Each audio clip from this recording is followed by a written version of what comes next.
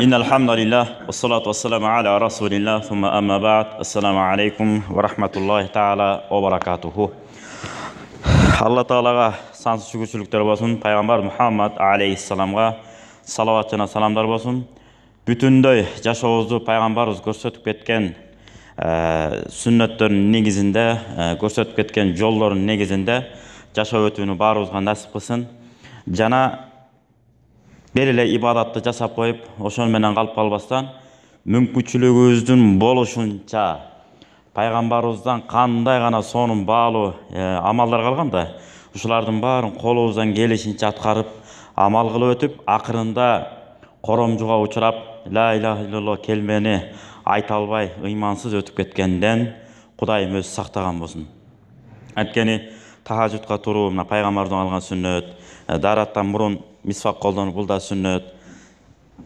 Муну кимдир бирөөлөр колдонот, калганыбыз колдонбойт дегенде эмес экен да бул. Ким болбосун мисвакты эмне кылыш керек экен? Колдонуш керек, мисалы. Дарат алгандан кийин 2 рекат нафил намаз окуш керек. Ошондон кийин денеси сөз сүйлөбөстөн, денеси кургай электе 2 рекат нафил намаз окуп дуа кылса, дуасы түздөн түз кабыл болот деген. Мына ошогон толтура сүннөт амалдар бар. Кээде ушундай болот экен, биз бир сүннөттү аткарып алып, сен эмнеге аны аткарбайсың дегенде ага карайт экенбиз, андай болбойт экен. Ошондуктан сүннөт амалдарга амр мааруф кылынбайт. Буйрук берилбейт. Сүннөт амалдарга кызыктырылат. Ушу жакшы экен, сонун экен, машалла, сонун, аябай жакшы. Тахажжуд окуп бир рахат алып алсаң, ошого көнүп аласың. Эртең менен тахажжудтан кийин эгер адам ишенсе, витир важып атайын окуй коем. Эмне үчүн? Витир важибим каза болуп калбасын деп багымдатка чейин турам. Витир важып тургандан кийин сөзсүз түрдө анын артынан эмне окуйм? 2 рекат, 4 рекат тахажжуд намаз окуп коем деп. Ошентип калыптанып алган инсандар бар араңыздарда. Отурат, секин сыр бербей, теспесин чалып коюп акырын. Тим эле $1 миллион берип, ыхлассыз бергенден көрөк, ыхлас менен 1000 сом болсо дагы бир бечаранын башын салап, ошого эч кимге билдирбей Кудай үчүн деп берип коюп, акырын кетип калсаңыз, Ухуд тоосундай сооптор бериле берет экен, байма-бай. Пайгамбар хадистер бар, билесиздер. Ыхлас менен берилген бир курманын сообу Ухуд тоосундай чоң сооптор болот деген. Кудайым ошонун баарын баарыбызга насип кылган болсун. Бүгүн өтө турган темабыз өткөнкө эле баш кошуу, үйлөнүү темасынын уландысы. Аял 4 түр сыпаты менен турмушка чыгат дегенди айтканбыз. Байлыгы менен, кадыр баркы менен, сулуулугу аркылуу, анан диндар аркылуу. Бирок диндарын тандагыла, талибат ядак, 2 колуң береке табат деген. Анткени аял мыкты болупса, жадырап демеле туугандарың арасында да какайып, мындай зыңкыйып турат экенсиз да. Эмне үчүн? Келген кеткендерди сонун кылып тосуп алат, кайра сонун кылып не кылып коет? Узатат. Аны сиз билесиз аны. Ошон үчүн уверен отурат экенсиз. Эгерде аялыңызга ишенич жок болсо, көзүңүздү мындай шуулдап турат экенсиз, карап эмне туура эмес болуп калды, ошону да көзөмөлдөп коеюн, карап коеюн деп этияттап турасыз. Анткени бир туугандарыңыз ойдогудай узатылбай калса, 1-2 жолу ошентип узатасыз, 4-сүндө эмне кыласыз? Азыр Кудай берген кафелер көп. Ошол жактан эле узатайын деп эмне кыласыз? Ошол жактан тосуп алып, ошол жактан узата турганга өтөсүз. Эмне үчүн? Анан натыйжада алардын үйүнө да барбай баштайсыз. Анткени алар сиздин үйүңүзгө келген жок да.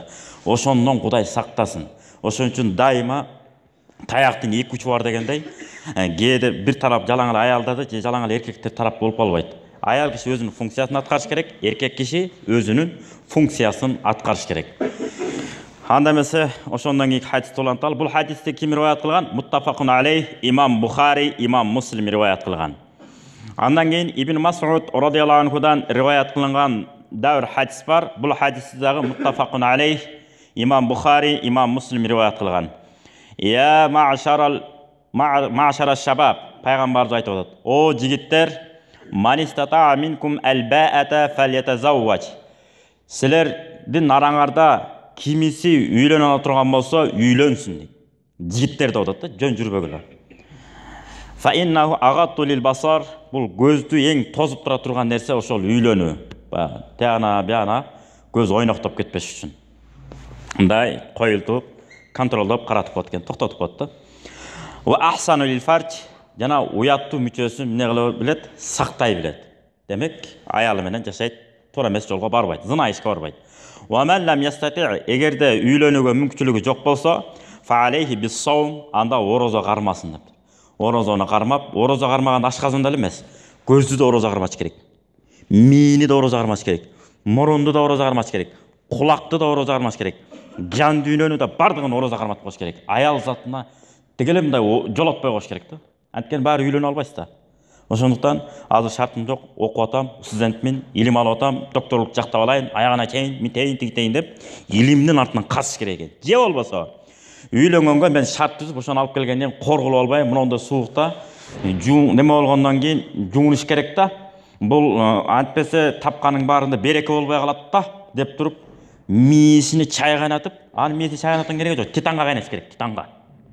Титанды алып берип коюңуз, отунду алып берип коюңуз, үйгө паровойду куруп берип коюңуз, душту куруп берип коюңуз, кир жууган машиналарды шартын түзүп коюңуз, анан кийин айтыш керек экен. Жуунуш керек экен, жуунбаса ушундай болот, берекенин баары кетет да, андайын айтсак болот. Душуңуз жок, жылуулугуңуз жок, анан жуунуш керек да деп. Анан ошо менен жатынга суук тийиш мүмкүн. Анан баланын кармоосу анан кечендейт экен, анан артты көздөйт. Ошонун баардыгы шариятта ушундай, эске алынат. Баягы un алып келбей эле чай нан кайда дей бербеш керек да. Унду алып келип коюш керек, анан нан кайда деп анан кыйкырыш керек. Эми fa innahu lahu wija'un. Мына ушул ал үчүн жакшы болот деген да. Демек, үйлөнө албадыңызбы? Мээңизди, аң сезимиңизди, кыскасы бардык жагыңызды ораза карматып коюңуз. Ошол сиз үчүн эмне болот? Тосмо болуп берет. Демек, аял затына не болот? Үйлөнүүгө шашпай каласыз деген сөз. Анткени аялды каржылап карай албаган эркектерге кыздарыңыздарды берип алып, эртең күнү дагы кор болуп калбаңыздар. Мисалы биз Аян ТВ, азыр Марва ТВ болуп калды. Марва ТВларда сүйлөйбүз, түз эфирге чыгабыз, суроо жооп. Андан кийин азыр Маралга да чыгып атабыз. Бүт эле сөзсүз түрдө бир же эки суроо аралашат да. Жок дегенде бир жумада же кийинки жума сөзсүз аралашат. Мени күйөөм бакпай атат, атайын кетип калат, анан эми болбой атпайбы эми, болот да деп коюп, майтаман болуп жатып алат деп атат да, мындайча айтканда. Ошон үчүн майтамандык бул бир эле аюуга жарашат, эркекке жарашпайт. Биз эркекпиз да, кичине тырмаландаш керек. Тоок деле жемин чукулуктап бияк издейт, бирден берейин балапандарына деп. Биз деген адамбыз, бирөөнүн кызын алгандан кийин эмне кылыш керек? Жашынакай кылып асырап алыш керек. Ошон үчүн кесиби бар бала үйлөнүш керек. Кесиби жокпу? Соода жагына болобу, мугалимдик жагына болобу, кыскасы бирдемке издеп келгенге кесиби болгон эркек үйлөнүш керек. Демек, кесип аркылуу мен рызкы табанам деп да кепилип айта албайбыз. Кесип себебин аткарып коебуз, натыйжаны Кудайга таштап коебуз. Мисалы, данегин будайды себе беребиз, өзүнүн ыгы менен, эрежеси менен, бирок натыйжаны кимге таштайбыз? Кудайга таштап коюп, акырын жылы беребиз. Эми сонун эрежени айтып атат пайгамбарыбыз Мухаммад алейхиссалам.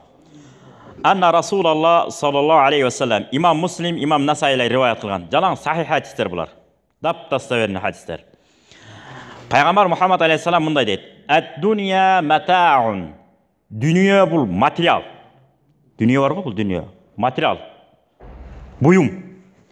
Ва хайру матаиха ал-мар'ату салихату.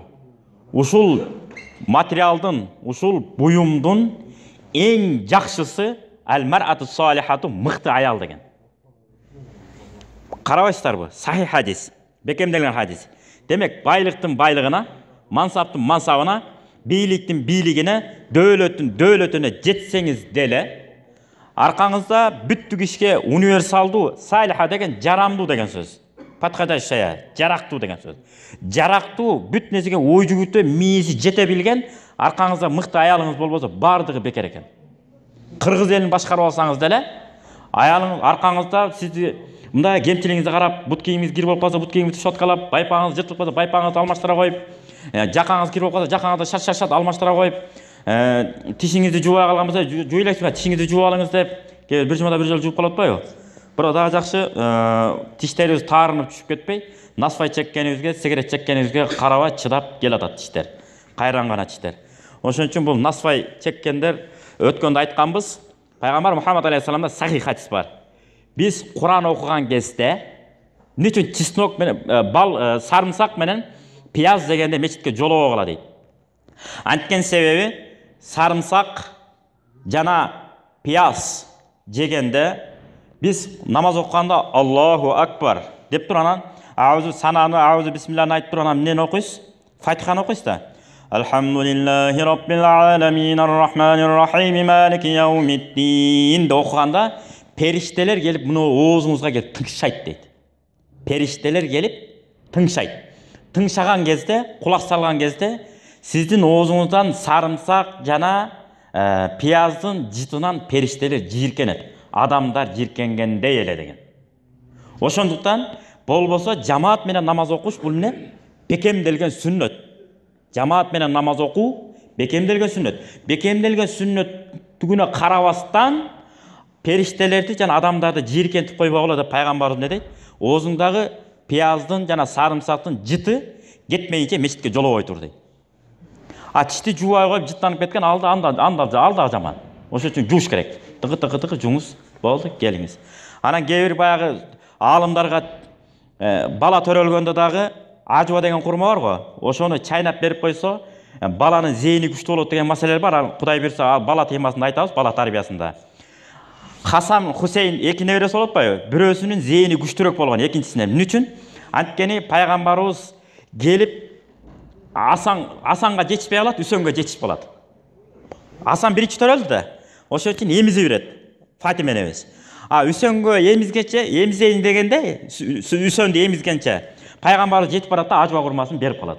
Сыткы кабын алып коюп туруп, тиши таза жууп жүргөн, өзүңүз арзу кылып жүргөн жакшы бир кумир деп айтабыз, эмне деп айтабыз?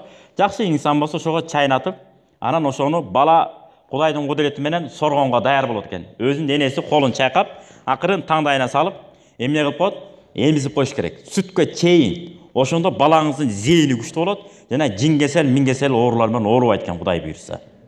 Мына ушундай эрежелерибиз бар, сонун эрежелер. Сүткө чейин, сүттөн кийин эмес, сүткө чейин. Эмчекти эмгенге чейин мунун баары.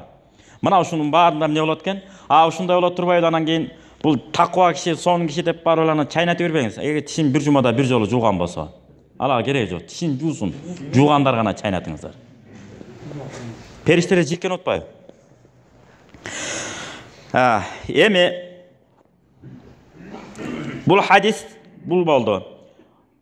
Алла Таала Куранда айтып атпайбы? Бисмиллахир-рахманир-рахим. Роббана атина фид-дунья хасана ва фил-ахирати хасанатан ва кина азабан-нар. О жараткан Алла, бул дүйнөнүн жакшылыгын бер, ахиреттин жакшылыгын бер, тозоготунан мени сактай көр деген аятты муну 5-6 ай мурунда айтканбыз. Бул темага байланыштуу болгондуктан дәвир жолуп тастап кетели. Ибн Мусайяб деген аалым өткөн, сахабалардын илимин жыйнап алган. Имам Малик деген аалым өткөн, билесиздер. Ага чейин эле Мадина шаары. Бүгүнкү күндө ажылыкка барганда Мадинага барып атасыздар. Ажыкелер билесиздер, кээ бириңиздер ажы баргандар Мадинага сөзсүз барасыздар, зыярат кылып. Ошол зыярат кылып барганда Мадина шаары, пайгамбарыбыз барган жер, ансарлар турган жер. Пайгамбарыбызды тозуп алган сахабалар жер деген жер. Ошол жерде эмне кылышат? Бардыгы пайгамбарыбыз тозуп алды, пайгамбар өзүнүн жашоосу менен эмне кылды? Көрсөттү, сахабалар, ансарлар жетишти. Анан убакыт өтөт экен да. Убакыт өткөндөн кийин сахабалардын баары бул дүйнөдө эмне кылат? Кош айтышат. Эң акырында Анас деген сахаба болот. Улуу көп жыл жашаган, көп балалуу болгон. Ушу киши айтат: Исалу ал-Хасан ал-Басрия. Бүгүндөн баштап Хасан Басриден сурагыла маселени. Биз картайдык дейт. Картайган себебинен кээ бир сөздөрүбүздү унутуп калып атабыз. Азыр айткан сөздү анан унутуп калып атабыз. Ошон үчүн бүгүндөн баштап бизден маселе сурабай, Хасан Басриден сурагыла дейт. Аңкы чактар анан Хасан Басриден калышпаган, албетте анын даражасына жетпейт, бирок ошондой даражадагы Ибнул Мусайяб деген сахабалардын илимин жыйнап алган табиин болгон. Табиин деген сахабаларды көргөндөр деген сөз. Ошондой аалым Ибнул Мусайяб турганда Мадина шаарында бирөө дагы фатва берген эмес. Биз ар бир мечитте ондон муфтилерибиз бар азыр. Чекеден так сказал Куран деп туруп Куранда айтат, пайгамбар так сказал деп туруп пайгамбарыбыз айтат. Уруп кете берет. Ал мансухпу, насихпи, кайсы хадистен кайсы хадис маанисин толуктайт, кайсы хадистин үчүн кайсы хадис жокко чыгарат. Аларга маани бербейт. Шак-шак эле уруп кете берет. Алдына кандай кетсе ошондой кылып. Ушун үчүн муну өтө этиятташ керек. Өткөндө бир мисалын айтпадык белек. Ачык хадис бар. Ачык айтылган. Жыты келмейинче дара сынбайт деген хадис бар да. Эгер бөлөк хадисти укпасаңыз, ошол эле хадисти көрүп калсаңыз, мына Куран хадисти ачык айтып атпайбы? Сахих хадисте келип атпайбы? Мен эртеңки күнү мындай басып кетип атсак, ачамча билинип билинбей чыкса, жыты бияка чейин келбесе, дара сынбайт деп атат, мынакей деп кете бересиз. Опа, жақсы жол болды деп тұрып, балким шамалханаға тұрып аласыз. Секен кішінеден қойып, шамалына айдап кете береді, жіті келбейді. Дара сынған жоқ дейсіз. Себебі хадисті түзден түз оқып алғандықтан. А болбаса ал хадис не себептен түшкен? Васваса деп қойды. Азғырыққа түшіп қалған адамдарға үшін түшкен. Дара сынғандай болар еді. Пайғамбар ошоны кесіш үшін не қылды? Ошондай адамдар жіті келмейінше сынбайды деп жүре бер деген. Себебі ушунда азғырыққа түшпеген бізге оқшағандарға керегі жоқ, амал қылбайбыз. Жана васваса азғырыққа түшіп қалғандар. Эми намазды баштайын десеңіз, жел шыққандай болып кетеді. Жемнің дағы барып дарат алып келіп, жарым келгенде дағы шыққанда болып қайра барып дарат алады. Сондай болады тура, жаңы дарат намаз үйренгендерге. Ошоның барын кесіш үшін пайғамбар сөйтіп қойған. Болды. Ана дәуресі, улан бұл жақтан зара шыққандай бола береді. Ана барсаңыз, bir же екі тамчы шыққандай бола береді, же шықпағаны білінбейді, же шыққаны білінбейді. Ошондайларға пайғамбар не қылды? Bir же екі тамчыны митип іч киімге себелеп қой дейді. Ананы алып тұрып, митип тұрып, төгіп чачып қой деген жоқ. Bir-екі тамчыны митип тұрып, себелеп қой. Ошол зарадан бұл жа өкі оқшошып қалсын деген. Бұл пайғамбар хадисте айтты. Бұл әрбір кіші үшін себелеш керек деген сөз емес. Ошондай азғырыққа түшіп қалғандарға. Ана неме ошоны бір тамчыда қалтырбай шығарышым керек деп чойғылай беріп, нарақтағы проводторға да күш келіші мүмкін. Чында уалда, ал аманатта. Ошондуктан жөн эле кургактап коюп, ташчылап кургактап да коюп. Анан кийин болду, секин чыгып алып, дарат, үстүңкү даратты алып алып, секин намазга кире бересиз. Мына, ошондой Ибнул Мусайяб Мадинада турганда эч ким фатва берген эмес. Ошо киши гана фатва берген, ошол киши гана сөз сүйлөгөн, ошол киши гана маселесин уланткан. Ошондуктан бирдей тартипте кетишкен. Анан анткени 10.000 сахабанын ичинен жалпы 100.000ден ашат. Бирок тандалган сахабалар мына 10.000 сахаба тегереги. Ошонун ичинен 7 гана муфти сахаба болгон. 7 эле. 700 эмес. 70 эмес. 7 эле. 7-нчиси Айша энебиз болгон. 6 эркек болгон. Калганы ар качанан таланттуу болгон. Бирөө Халид ибн Валид радияллаху окшогондор согуш тактикасын мыкты билген, коргоо мусулмандарды билген. Муаз ибн Жабал, Абу Зар радияллаху окшогондор катчылыкты, жазмачылыкты чыкыткан. Хузайфа радияллаху анху эмне кылган? Фикх менен башка менен алектенгенбей, кайсы мусулмандарга шпион, чыккынчы.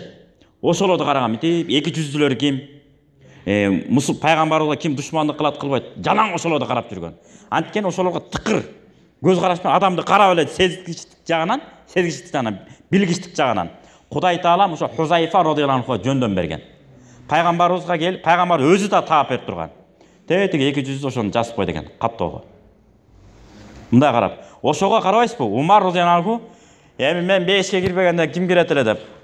Сиздин себебиңизде мисалы 1000 адам 5 мал намаз окуп калса митип калып атпайбызбы кээде? 1000 киши сиздин себебиңизден. Умар радияллаху анху жүрсө болмок. Анткени пайгамбарыбыз айтып атпайбы? Колду чөнтөккө салып коюп. 10 сахаба болгон да 5 менен сүйүнчүлөнгөн. Ошонун бирөөсү Умар радияллаху анху. Биринчи Абу Бакр, анан Умар кетет го нары көздөй. Ошол жерде Умар радияллаху анху экинчи катарда пайгамбарыбыздын кайнатасы, ислам динин кабыл алган. Андан кийинкиси мусулмандардын падышасы. Барча жагынан мүмкүнчүлүк бар да Кудайдын буйругу менен. Ошентсе деле Хузайфа радияллаху анхуга келип сурап турчу экен. Жана 200-дүлөрдүн тизмесине мен кирип калган жокмунбу депчи. Мынтип коркуп турчу экен. Бияка да кимдер жазылды деп да сураган эмес. Мен билип алайынчы деп. Айтып кое берсең, ким бар биякта деп биз сурай берсек мүмкүн да. Умар анткен эмес. Бирөө менен иши жок. Өзү менен убар болгон. Биз ар кимди мынтип атпайбызбы? Тиги мындай экен, бул мындай экен деп. Өзүбүздү оңдоо менен алектенсек, бирөөлөрдү оңдоого убактыбыз да жок болот экен. Көңүл бурганга да убакыт жок. Ар ким өзүн менен алектениш керек оңдоого. Ошентип Умар күндө келип сурап турчу экен. Хузайфа, мен тизмеге кирип калган жокмун. Жок, сен жоксуң. Бемирал жүрө бер дейт экен. Карачы, корккон, өзүн ишене албай. Мына ошондуктан дайыма үмүт коркунуч менен жашап алдыга жыла беришибиз керек. Ошондой Ибн Мусайяб рахматулла алейх күнүндө келип кыздарын, балдарын көзөмөлдөп турганда негизи аалымдардын бар эле. Бирок бул кишинин бир кызы болот, ал аалым кыз болот. Курандын башына чейин хатым кылса сүйүнүп атпайбыз биз азыр. Ал кишилер тафсири менен кошо изилде ой жүгүртүп окуп чыккан. Ошондо кызынан сурайт: "Кызым, кандайсың, жакшысыңбы? Куранды оодарып чыктың десе?" Ата, оодарып чыктым" дейт. "Бүттүгүнө түшүндүңбү десе?" "Баарына түшүндүм." "Ата, Kur'an'ın barına düşündüm. Elhamdülillahi Rabbil aleminden başlap Kul a'udhu bi rabbin nasga çen odarıp çıktım, büttügüne düşündüm. Bolgon uşul ayatка düşünbөй koydum. O jaratkan Allah bul dünyanın jakşılыгын ber, ahiretin jakşılыгын ber dep otpayбы? Ana tozok otuna meni saktay gör dep. Ahiretin jakşılığı belgilүү. Al 5. Biz maksatыбыз ошол да. 5 кирип кетсек эле болду да. Фирдавсты көзөп тамамда тырышып эле кирип кетсек болду. Allah насип кыл, Алланын райымы менен. Бүттү. Калганы боло берет. Анан бул дүйнөнүн жакшылыгы 5 мал намазбы, же орозобу, же зекетпи, же кайрымдуулукпу, же бир адамдын көңүлүн алып коюубу, же бир жетим жесирге жакшылык кылуубу билбей атам ата. Дегенде карабайсызбы? Ибн Мусайяб ушинтип чечмелеп берет. Ал-мар'ату салихату деп. Мыкты аял деген экен. Таква аял. Бизде таква аял десе эле бүжүрөп сүжүрөп калган эчтеке мектептин двоечницасы. Монтө эле жүргөндү түшүнүп калбадыкпы? Кыракы аял киши кырак болуш керек экен. Бүт нерсени карап, акмак адамдар кандай болот? Жакшы адамдар кандай болот? Сабаттуу адамдар кандай болот? Сабатсыз адамдар кандай болот? Ушунун баарын демеле 5 манжадай мындай санап билип кое тургандай аял болуш керек. Анткени балдарыбызга ошол тарбия берет экен, эне былжыр болсо, көбөйтүү менен бөлүүнү ажырата билбесе, адабий чыгармаларды окубаса, тарых санжыраларды окубаса, Кур'андын, хадистердин таржымалдарына эч качан ал ой жүгүртө албайт ал. 5 мал намаз зикир менен алхамдулилlah ал деле жакшы. 5 мал намаз зикир менен гана элек болот. Болду, бүттү. Kur'an hadislerinin Kur'an kандай авалда түшкөн, кандай кыйынчылыктар менен түшкөн. 5 мал намаз билесиздер бе? Биринчи жария окулган бардыгы. Пешимде эле жария окулган. Мисалы, Алла пешим намазына ниет кылдык да, Аллаху акбар деп. Анан сананы окудук, ауз бисмилlah айтып туруп эле. Алхамдулиллахи раббил аламин ар-рахманир рахим малики яумиддин деп эле ачык окулган өзү башында. Кадимкидей пешимде эле азыр деле. Анан кийин Кудай Тааланы, ана мусулмандар кыйналган. Эмнеде мусулмандар намаз окудат деп капырлар келип не кылып кете берген, өлтүрүп кете берген. Мына мусулмандарларды карап турсаңар, үнүн чыгар окуганда эле билебиз аларды дейт. Анткени кийимдери баары окшош болгон да, бүт эле окшош болуп билинбейт. Ана биз үнү кылып калса, мына бу жерде мусулмандар бар экен деп өлтүрүп кете берген. Ошондон анан Кудай Тааламдан суранганы, Кудай Таалам эмне кылат? Күндүзгү намаздарды купуя окула деген буйрук түшкөн ошондо. Көрбөйсүздөрбү? Мына ошондуктан ар нерсени ылгап түшүндүрүш үчүн биздин кыздарыбыз, келинчектерибиз өзүбүздүн тарых санжыраларды мыкты өздөштүрсө, ана мусулманчылыктын тарыхтан санжыраларын мыкты өздөштүрөт экен. Элестетип айтып берет экен. Мисалы мына Ош, Жалалабад, Баткен, наракта Өзбекстан, Фергана, Андияндардан бери аралашкан Кокон хан бийликтерин жакшы билиш үчүн келкелди окуш керек. Сынган кылычты окуш керек. Артынан эле келкелди окуп болуш керек. Мисалда мына жакта Нарын, Көл, Көл, Күй, казак туугандар менен кандай алгы бергилерибиз болгон, мамилелерибиз болгон тарыхый да, бул тарых деген тарых да эме. Билиш үчүн көчмөндөрдүн кагылышын окуп болуш керек экен. Көлдөн чыккан мисалы Жетаке чыккан. Жетакеден да кыйынсыңар билиш керек. Мисалы анча теңирчилер чыгып болот атпайбы? Мен акылдуумун кийини. Теңирчилердин бир өзгөчөлүгү бар. Тарыхты санжыраны катуу окуйт булар. Чычалабай эле кош керек ал жагына. Тарыхты санжыраны катуу окуйт булар. Ошон үчүн тарых менен гана далилдеш керек. Сиздер көлдөн чыккан Жетаке болгон, жетөө тең молдо болгон. Ушундан да кыйынмын да айта аласызбы десеңиздер, бүт токтойт. Заматтар токтойт. Билет да анткени.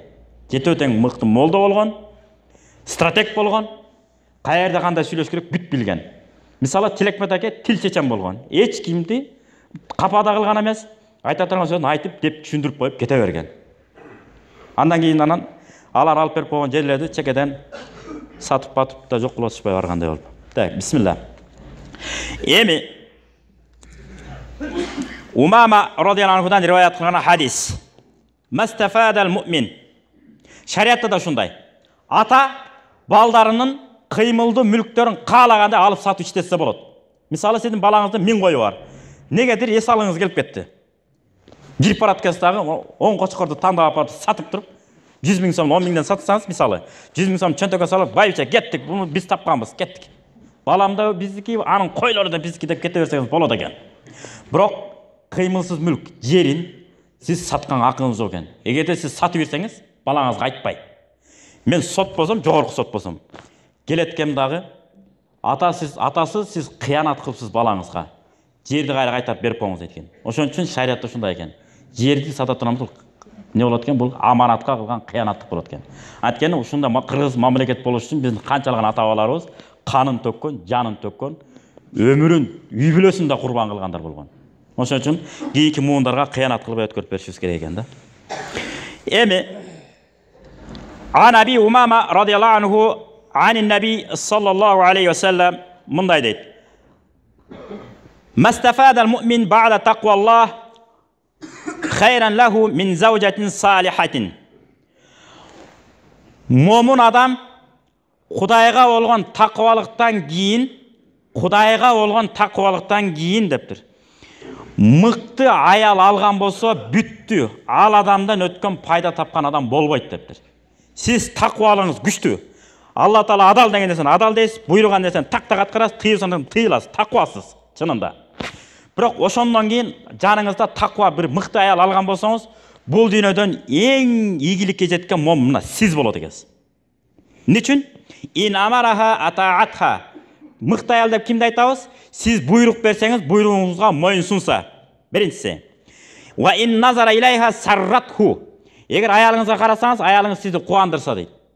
Таза кийинип, тырмактарын өстүрбөй, узун тырмак келин кыздар карасаңыздар, нерви да жуколот ошончолук. Кылчылдап титирип, сотка вибрация кармайт, ошондо титирип кетет. Бет башынан мен титирип мыналарын. Анамдай асылат мына. Анаконда кобралар бияктала калат. Ошол тырмактын себебинен. Бирок аялда тырмагын өстүрсө болот бир учурда. Качан? Кудай сактасын, биздин мамлекетти сырттан бир душман басып келатса, аялдарга уруксат берилет, тырмактарын өстүрүш керек. Чачтар баары кое берилет. Мына мурдуңуз учуна сакал чыкса да кое беришиңиз керек. Эмне үчүн? Айбаттуу көрүнүш үчүн. Шарият ушуну талап кылат. Эмне үчүн? Аял киши куралын көтөрүп жүрө албайт экен да. Ошо тырмагын курал кылып колдонуш үчүн. Күрөө тамырынбы же көзүнбү бир жерин оюп алыш үчүн мындайынан. Вампир болобу, эмне болот? Иши кылып, эмне болсо да иши кылып, рукопашник болобу, башка болобу, иши кылып жулуп алыш керек, өлтүрүш керек. Өзүн өзү коргосун. Анан эми жашнакай эле жашап атып эмнеге тырмак өстүрүп атат билбейм. Ана кубандырса кубандырат дептир. Жасаган эткен иштерин баарын таза кармап, кылган эткендер баары орду менен болуу менен. Вай нақсама алейха абарратху. Эгер дага убакыт бөлүп мындай келе турган болсо, ойдогудай баары ордоду менен кетет дейт. Түшүнүктүү эле да. Вай габа анха хафизатху. Эгерде күйөөсү бир жака кетсе, фи нафсиха ва малихи, өзүнө өзү кыянат кылбайт, бузулуп кетпейт деген сөз. Жана калтырып кеткен мал мүлккө эч качан кыянат кылбайт дептир. Убакыт бүтүп калганына байланыштуу Кудайым буйруса, кийинки жумада тазавважу алвадуда. Көп бала төрөп, жана сизди сүйдүрө билген аялдарга үйлөнгүлө деген хадистен улантмакчыбыз. Субханaka la ilma lana illa ma 'allamtana. Subhana rabbika rabbil izzati amma yasifun wa salamun 'alal mursalin. Alhamdulillahi rabbil alamin. Alloh taolo uyүздөгү энелерибизге таквачылыкты насип кылсын. Жана элибизге, жерибизге, динибизге, мамлекетибизге татыктуу кызмат кыла турган асыл тукум, арзубаган акча үчүн, мансап үчүн, байлык үчүн ыйманын, абийирин жана сатпай турган, кызмат кыла турган балдарды, кыздарды төрөп берип тарбиялай турган энелерди, кыздарды тарбиялоого бизге насип кылган болсун. Жана сөзүбүздүн акырында Куранда айткандай, артта келаткан муундарга үлгүлүү үй бүлө болууну баарыбызга насип кылган болсун. Алхамдулиллахи раббил аламин. Рахматка. Ассаламу алейкум.